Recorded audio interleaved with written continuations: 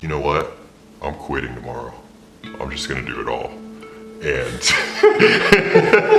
can I tell you how many times I've done that? What's up, guys? It's Derek here. Look, I'm about to go into a pretty cool topic. It takes one to know one. Get ready. 3.5 years clean. Like, subscribe. Dude, share this thing. Helps out a lot of people. It really does. I get reached out all the time about this. I took a trip from North Carolina and I went to California first. Once I got to where I was going, I met up with Driven Industries. That's Eric Zink, and I got to interview him. I had other content that was lost, which kills me. Come visit me again, bro. He'll come up here to Washington to see me. And then I went and saw yours truly, Ash the Cash, and I came up there and checked him out, which is where this video was filmed. We were in the mountains in California, where beautiful Bass Lake, and got to do some fishing. Really, really cool, fun stuff. Guys, I hope you enjoy this, because this tells you, I'm not saying someone couldn't fabricate something like this, but if you've done this, you had to have done this to really understand what I'm about to share with you. Stay tuned, y'all. Love you. Thanks. Big D right here, you know what I'm saying? Ash the Cash. That's right, Ash the Cash. And man, I love this place. I'm glad I'm here at this place. This is a beautiful home. We were talking about something so funny. It's funny because the only people who understand this are those who have experienced this. And if you speak our language as addicts, or as people who have addictions, you'll know what we're saying when we say this. So we were talking about how when you chase the drug, right? Let's just use an example. you call Black up, you know, or you call Kayvon up, whoever it might be that your connect is, and just naming a few. Mm-hmm. But these ain't no government names, just so you know. Know what I'm saying? So I call him up, I'm like, yo, I need to get this. And I'm freaking out because I'm actually getting to a point where I'm detoxing and I'm sick. And he's like, yeah, I got you, man. I'll be there, bro. I'll be there in 2 hours. 2 hours? Instant gratification is what I want. So now you're freaking out inside because you're just like, you're pissed off. You got to wait 2 hours. And you know 2 hours to a drug dealer is 4. Yeah. It's 4 if you're hours. like 4 hours if you're lucky. You're lucky, yeah, and that's what pisses it off, and that's what made us even more of a fiend. Like you feel like more of a fiend. I'll be there in 30 minutes. You know, you call him 5 times because it's past 30 minutes. You call him on the dot. Then they're ignoring the phone or whatever, and they're getting annoyed, and you're like, bro, like, you know, are you gonna keep your word and actually do it when you say you're gonna do it? Yeah. Well, where's the respect? Come on now. Yeah. So you call the guy or girl, whoever it might be, whatever your situation. For me, it was guys, and they're gonna be in 30 minutes, and you're getting so anxious, you're willing to pay more, or you're like ready to call and go, bro, I'll pay you 10 extra bucks if you can get here right now. Like anything to feel that satisfaction because you're desperate, you're fiending, you're hurting for the substance, whatever it is. And I know this is true across the board, even if it's not just opioids. And so you're not even physically taking the drug yet. Mm-hmm. And what happens? Well, I have my own scenarios. So like if my dealer had ever said like, you know what, I just picked up, I'm at my house, I'm gonna be here all night, come through whenever, come through right now if you want. Dude, as soon as that happens, I get in the car and I'm like, I'm already feeling like hyped up. Even if my detox is pretty much gone. Of course I'm trying to hurry up to get there. Right. But like my symptoms have gone. And that's what was kind of like making us seem like that. Yeah. That's kind of interesting how that works. You'll get what we're saying here if you know what we're talking about, if you can relate. Not everyone can, but 99% of you will probably relate if you're an addict, I feel, okay? Mm-hmm. Exactly what you said. What are those symptoms? You know, you're sneezing, runny nose, back's hurting, you're aching, anxious. You're sweaty, you're anxious, you're unhappy, you're irritable, restless, discontent. You're just, right? Because you need your medicine. And as soon as you know for certain in your mind, even though you haven't taken the substance, you have the pill in your hand or you have the bag or whatever it might be, who knows what it might be? Like he said, get in the car and he's like, come through. That, when you know and you have that certainty of knowing that you're about to take it, it's like all symptoms go away. So much so that like I would wake up in the morning and I would, be on Opanas at this time. And of course the heroin as well. But on the Opanas, see, I only snorted. I never had gotten to the point of shooting up Opanas. And what is one of the major symptoms of opiate withdrawal? Runny nose. Like to the point where I would literally sound like this because it would be full of mucus and I couldn't even breathe through my nose.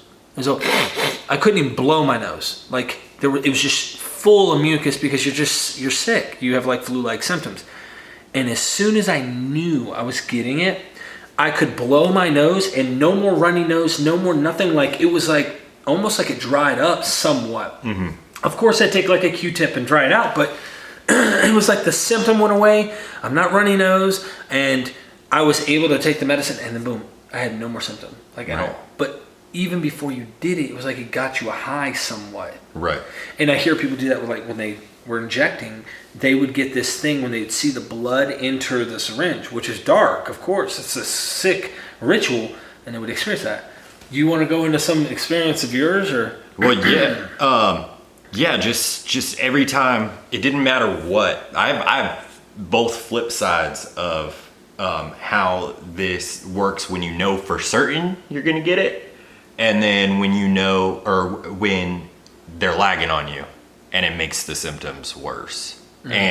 Or they're not picking up your call and you have no other way to get it, and it makes your symptoms a whole lot worse. So I just find that so interesting. But I've had many times where I knew a direct spot. I never met this person out and about. I could always depend on them to have what I wanted. It was Opana at the time. I could always depend on them, and I know where they live. They're chill. They were cool. Always basically, I could always depend on them. They always had it. So that was like the really cool part, because whenever I'd be feeling it, and sometimes they wouldn't answer. And then that's what kind of made me, that's what, like, it was like, dude. But like just having the like confidence of knowing that I was going to be able to get it at that time, whenever I so choose, that's what kind of made me not really have symptoms as bad. But whenever they weren't answering, that's when the symptoms like turned up a notch. Right. And I just find that so fascinating. Yeah. It's like, why is that? I can recall like, and then going with my heroin, I can recall when I would wake up and I knew I had heroin. Just knowing I had it was like, oh my God. I would tell myself the night before, I'm going to save this much, or I have to save this much for tomorrow, because I don't want to wake up desperate, flu-like symptoms, and not have something to make me, you feel empty, more empty than anything. When I woke up, I was so empty. I was in pain. I was miserable, and I would hate myself for doing the whole bit and getting super high the night before versus don't go all out and just save something for in the morning. You'll be happier.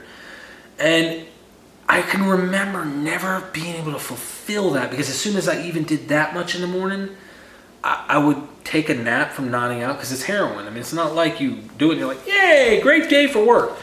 I would do the heroin at 4 a.m. I'd wake up sweaty, nasty, feel, okay, boom, and I'd go and I'd watch TV thinking, I'll just go back to sleep. You ain't, because you're up. But I'd nod out and eventually nod. And then I'd wake up and I still wouldn't have any more medicine. So I'd be like, now we're back to the chase. Always chasing. I mentioned how I would wake up in the morning and I wouldn't have my substance because I'd use it the night before. And I would try not to use all of it, but I wanted to get high, but I didn't want to use all of it because then I'd suffer the next day. The reason why it was so depressing and so dark in the morning for me, if I did not have the substance, is because my connections, the only ones I had, didn't get up till 11, 12. I couldn't get up to them sometimes till after lunch. And if you relate, which I think most people do, you wake up crack of dawn early to get high. Your body's saying, where's my drug?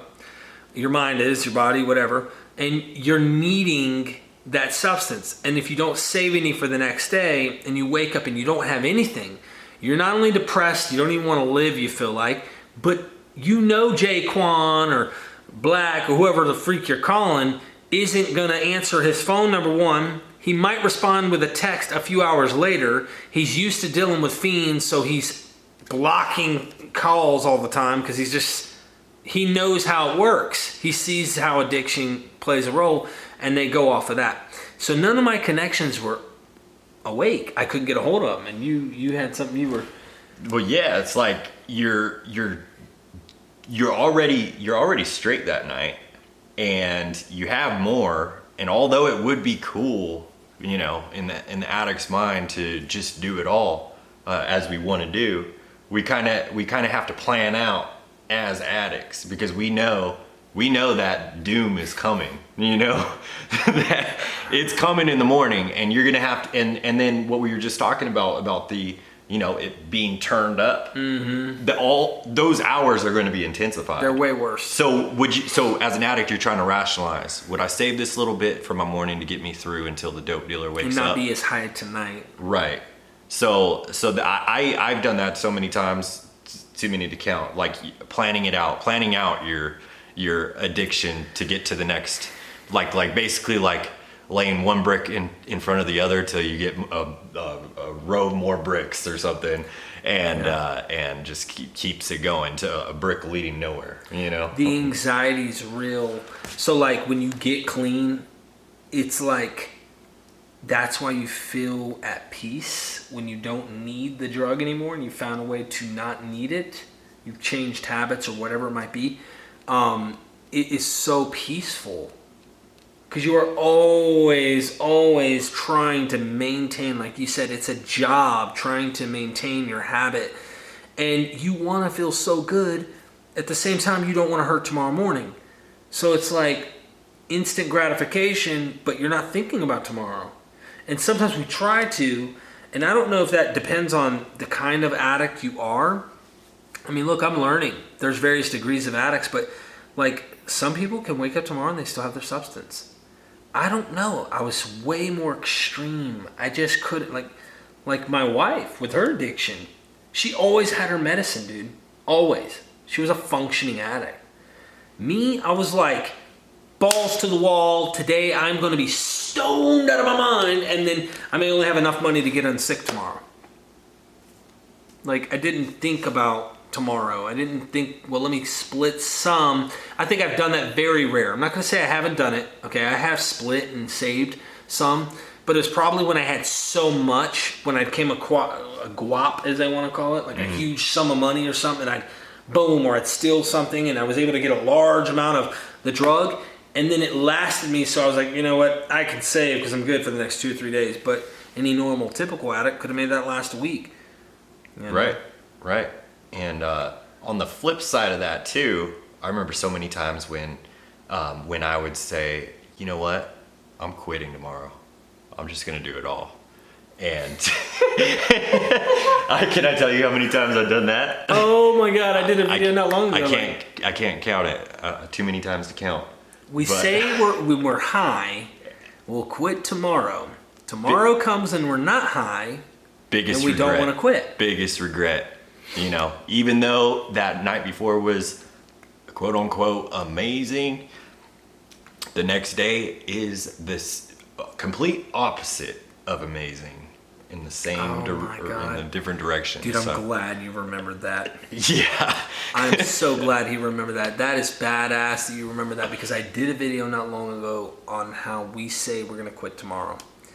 But I relate to that so much. You know what? If I don't have it tomorrow, there's a good possibility of me quitting. And so, might as well. The rationalizations of addicts, dude. I relate. Like, I'm guilty. Yeah.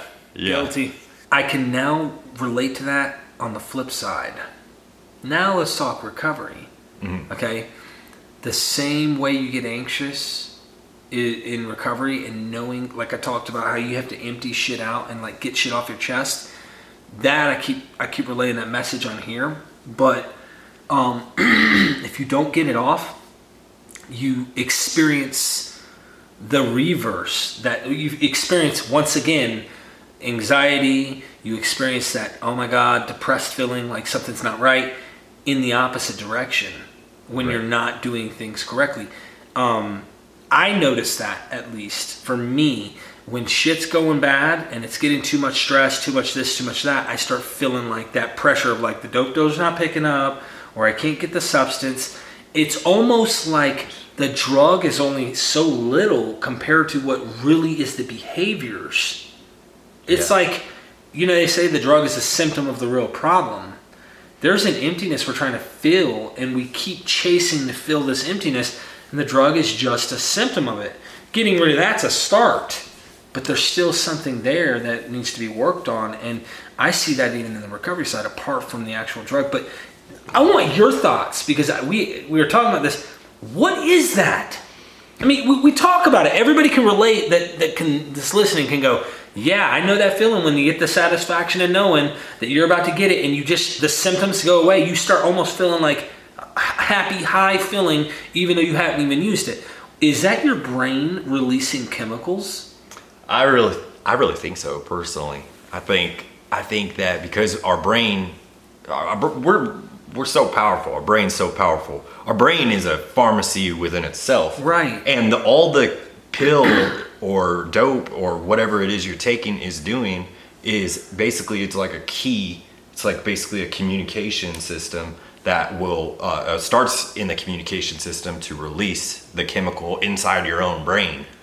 You see? So I think if you, because subconsciously, we can't distinguish subconsciously like from what's real and imagined. Mm-hmm. So maybe the fact that we believe so much that we're going to do it, that's what kind of makes the chemicals maybe release. Right, and I think you're right about that. That's just my theory. Yeah, and if you wanted to get like real technical, I suspect that they say that it hijacks your thinking process, and it hijacks, like it's sending wrong signals and stuff after you become addicted, which is why they say there's a disease that develops. And I know that there's people who disagree, and that's fine. I'm not trying to bash or try to tell you need to think like me.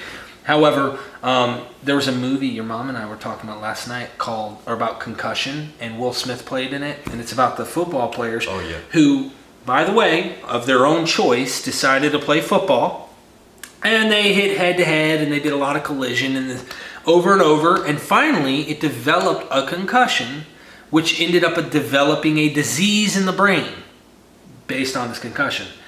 I think that addiction can also do the same thing.